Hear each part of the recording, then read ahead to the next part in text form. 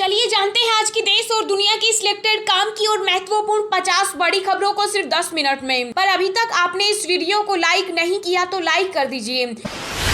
मोदी सरकार के 8 वर्ष पूरे होने पर भाजपा 30 मई को रखेगी रिपोर्ट कार्ड। हर बूथ पर 75 घंटे के कार्यक्रमों की बनेगी रूपरेखा।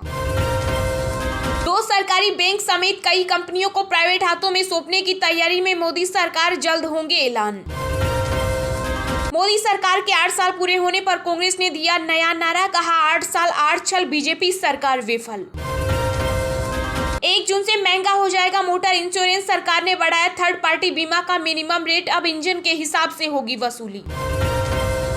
योगी सरकार ने पेश किया दूसरे कार्यकाल का पहला बजट। जानेंगे बजट में युवा, किसान, बुजुर्ग और महिलाओं के लिए क्या है खास।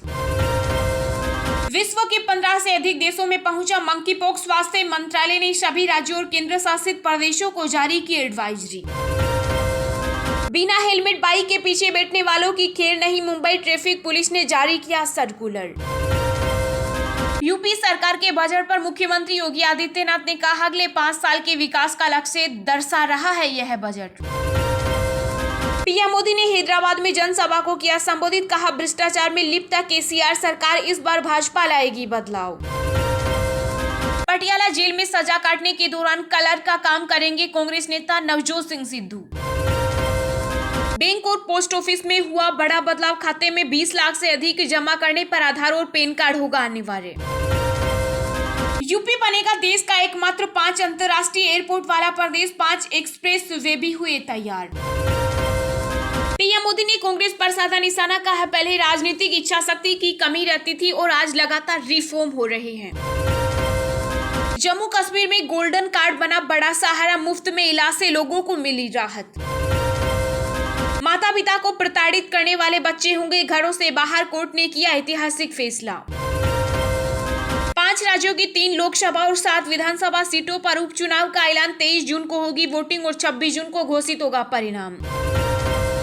दिल्ली वासियों को फिर लगेगा झटका, ऑटो टैक्सी का बढ़ेगा किराया, सरकार की समिति ने दी हरी झंडी। यूपी के मथुरा में कृष्ण जन्मभूमि केस में कोर्ट ने सभी पक्षों से मांगा जवाब। जुलाई में हो सकती है मामले की अगली सुनवाई। जम्मू कश्मीर में सुरक्षा बलों को मिली बड़ी कामयाबी, बीते 24 घंटों में 6 आतंकवादियों को किया ढेर। पंजाब के मुख्यमंत्री भगवंत मान ने अपने मंत्रियों को दी चेतावनी, कहा कामकाज से परिवार को रखे दूर। रेल यात्रियों के लिए सफर अब और भी आसान, अपने मोबाइल से क्यूआर कोड स्कैन कर खरीद सकेंगे ट्रेन टिकट।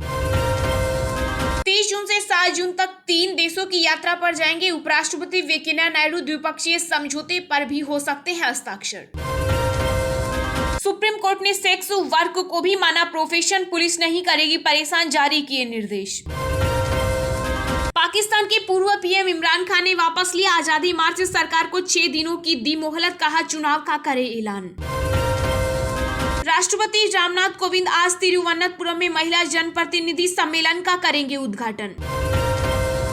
सपा प्रमुख अखिलेश यादव ने यूपी सरकार के बजट को बताया बंटवारा, बोले इसमें कुछ बढ़ा नहीं सब कुछ घटा है। अब दिल्ली में भी स्टेडियम रात 10 बजे तक खुले रहेंगे खिलाड़ियों के लिए, सीएम अरविंद केजरीवाल ने किया ऐलान। पंजाब में भगवंत मान सरकार के एक विधायक एक पेंशन अध्यादेश पर राज्यपाल ने नहीं किया हस्ताक्षर, कहा पहले बिल पास करो। एलन मस्क की एंट्री के बाद ट्विटर बोर्ड से भी हटे फाउंडर जैक डोर्सी। हरियाणा के सभी सरकारी स्कूलों में ग्रीष्मकालीन अवकाश की घोषणा, 1 से 30 जून तक होगी छुट्टियां। जर्मनी ने कोवैक्सीन को दी मंजूरी, 1 जून से यात्रा करने वालों को नहीं दिखाना होगा सर्टिफिकेट। टाटा मोटर्स भारत में जल्द लॉन्च करेगी अल्ट्रोज ईवी, सिंगल चार्ज में मिलेगा 300 किलोमीटर की रेंज। एप्पल के ग्राहकों के लिए बुरी खबर, चीन के चलते अब सितंबर में लॉन्च नहीं होगी आईफोन 14। पश्चिम बंगाल में ममता सरकार का बड़ा फैसला, राज्य विश्वविद्यालयों में अब राज्यपाल की जगह मुख्यमंत्री होंगे चांसलर। ज्ञानवापी मस्जिद मामला सुनवाई योग्य है या नहीं, अब 30 मई को जिला जज की अदालत में होगी सुनवाई।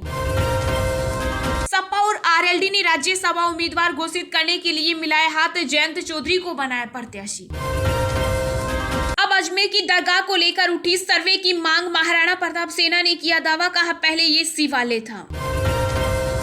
सहारा टाटा समूह को सुप्रीम कोर्ट से लगा झटका, 9 कंपनियों के खिलाफ जारी रहेगी SFIO की जांच। कैप्टन अभिलाषा बराक भारतीय सेना की आर्मी एविएशन कोर में शामिल होने वाली पहली महिला बनी। विनय कुमार सक्सेना बने दिल्ली के उपराज्यपाल, शपथ ग्रहण समारोह में शामिल हुए बिना लौटे पूर्व केंद्रीय मंत्री हर्षवर्धन। महाराष्ट्र के मंत्री अनिल परब के 7 ठिकानों पर ईडी की रेड, शिवसेना नेता संजय राउत बोले सरकार को बदनाम करने की चल रही साजिश। बिहार में आरजेडी की तरफ से डॉक्टर मीशा भारती और डॉक्टर फैयाज अहमद होंगे राज्यसभा उम्मीदवार। युवा नेता हार्दिक पटेल ने कहा, अगर गुजराती 30 साल से किसी एक पार्टी को चुन रहे हैं तो उसने कुछ जरूर अच्छा काम किया होगा।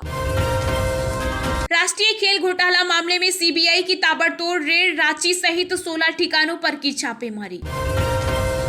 देश में 2000 से अधिक पंजीकृत और गैर मान्यता प्राप्त राजनीतिक दलों पर चुनाव आयोग लेगा एक्शन।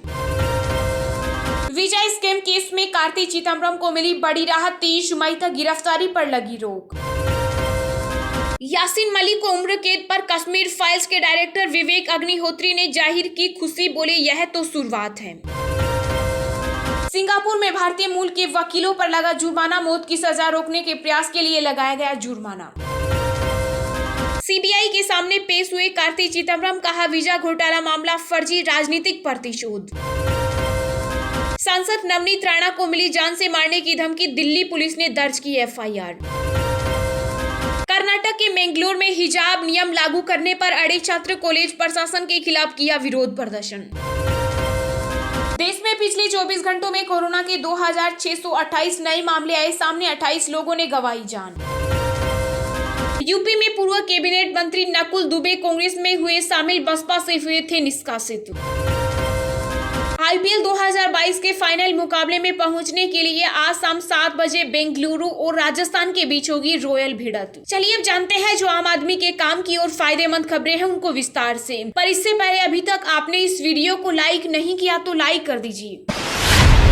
मोदी सरकार के 8 वर्ष पूरे होने पर भाजपा 30 मई को रखेगी रिपोर्ट कार्ड, हर बूथ पर 75 घंटे के कार्यक्रमों की बनेगी रूपरेखा। जी हां, देश में मोदी सरकार के 30 मई को केंद्र की सत्ता पर काबिज हुए 8 साल पूरे हो जाएंगे। इस उपलक्ष्य पर भारतीय जनता पार्टी ने देश भर में बूथ स्तर तक 8 साल सेवा, सुशासन और गरीब कल्याण कार्यक्रम के रूप में मनाने की तैयारी चल रही है। वहीं उत्तर प्रदेश में भी इस कार्यक्रम को सफल बनाने के लिए प्रदेश स्तर पर तैयारियां जोरों से शुरू हो गयी। बीजेपी प्रदेश महामंत्री गोविंद नारायण शुक्ल ने कार्यक्रमों की जानकारी देते हुए बताया कि रिपोर्ट टू नेशन कार्यक्रम 1 या 2 जून को प्रदेश मुख्यालय में किया जाएगा। कार्यक्रम के अंतर्गत जिला मुख्यालय पर प्रेस वार्ता पर केंद्र सरकार की 8 वर्षों की उपलब्धियों की पुस्तक का विमोचन जिला प्रभारी, जिला अध्यक्ष और सांसद के द्वारा किया जाएगा। साथ ही सरकार के कार्यों का रिपोर्ट कार्ड भी दिया जाएगा। उन्होंने बताया कि केंद्र व प्रदेश सरकार की योजनाओं के लाभार्थियों को सम्मानित किया जाएगा। साथ ही सेवा, सुशासन और गरीब कल्याण हेतु 75 घंटे बूथ पर विभिन्न प्रकार के कार्यक्रमों की रूपरेखा तय की गई है। 1 जून से महंगा हो जाएगा मोटर इंश्योरेंस, सरकार ने बढ़ाया थर्ड पार्टी बीमा का मिनिमम रेट, अब इंजन के हिसाब से होगी वसूली। जी हां, कार सहित अन्य वाहन चालकों के लिए यह बड़ी खबर है। 1 जून 2022 से आपकी कार का इंश्योरेंस खर्च बढ़ जाएगा। केंद्र सरकार ने बुधवार को third party motor vehicle insurance का प्रीमियम रेट बढ़ा दिया। अब कार के इंजन के हिसाब से ज्यादा राशि चुकानी पड़ेगी। परिवहन मंत्रालय ने नोटिफिकेशन जारी कर दिया है कि मोटर इंश्योरेंस के प्रीमियम में पिछली बार 2019-20 के लिए बदलाव किया गया था। कोविड-19 महामारी के दौरान इसमें कोई बदलाव नहीं किया गया। अब अलग अलग इंजन कैपेसिटी के लिए थर्ड पार्टी बीमा का रेट बढ़ाया जा रहा है। प्रीमियम की नई दरें 1 जून से प्रभावी हो जाएंगी। मंत्रालय के अनुसार 1000 सीसी से कम क्षमता वाले इंजन की गाड़ियों के लिए थर्ड पार्टी बीमा का प्रीमियम 2094 रुपए फिक्स किया गया है। इसी तरह 1000 सीसी से 1500 सीसी वाली गाड़ियों पर थर्ड पार्टी इंश्योरेंस का प्रीमियम 3221 रुपए से बढ़ाकर 3416 रुपए कर दिया गया। हालांकि 1500 सीसी से ऊपर वाली गाड़ियों का थर्ड पार्टी इंश्योरेंस प्रीमियम मामूली रूप से बढ़ा है। वहीं 2 पहिया वाहनों के लिए भी थर्ड पार्टी इंश्योरेंस प्रीमियम बदल जाएगा। 1 जून से 150 सीसी से 350 सीसी वाली बाइक का प्रीमियम 1366 रुपए होगा, जबकि 350 सीसी से ज्यादा क्षमता वाले इंजन का प्रीमियम अब 2804 रुपए हो जाएगा। पीएम मोदी ने हैदराबाद में जनसभा को किया संबोधित, कहा भ्रष्टाचार में लिप्त केसीआर सरकार इस बार भाजपा लाएगी बदलाव। जी हां, प्रधानमंत्री नरेंद्र मोदी ने हैदराबाद में एक जनसभा को संबोधित किया। इस दौरान उन्होंने विपक्षी दलों पर जमकर निशाना साधा। पीएम मोदी ने कहा कि परिवारवादी पार्टी सिर्फ एक राजनीतिक समस्या नहीं है, बल्कि हमारे देश के लोकतंत्र और युवाओं की सबसे बड़ी दुश्मन है। साथ ही उन्होंने कहा कि तेलंगाना के लोग देख रहे हैं कि जब एक परिवार को समर्पित पार्टियां सत्ता में आती हैं, तो कैसे उस परिवार के सदस्य भ्रष्टाचार का सबसे बड़ा चेहरा बन जाते हैं। परिवारवादी पार्टियां सिर्फ अपना विकास करती हैं। इसके अलावा सीएम योगी ने कहा कि 21वीं सदी का नया भारत आत्मनिर्भर भारत और मेक इन इंडिया के सपनों को लेकर आगे बढ़ रहा है। हमारे स्टार्टअप्स आज पूरी दुनिया में अपनी छाप छोड़ रहे हैं। पिछले दिनों अलग अलग चुनाव में भाजपा की जीत इस बात का स्पष्ट संकेत है कि तेलंगाना में अब बदलाव पक्का है। पीएम मोदी ने कहा कि भाजपा ने पिछले 8 सालों में सबका साथ, सबका विकास, सबका विश्वास और सबका प्रयास के मंत्र के साथ देश की निरंतर सेवा की है। गरीब, पिछड़ा, दलित, आदिवासी, हमारी माताएं बहनें, हमारे अंत्योदय के सारे साथी, उनका उत्कर्ष भाजपा की आस्था है।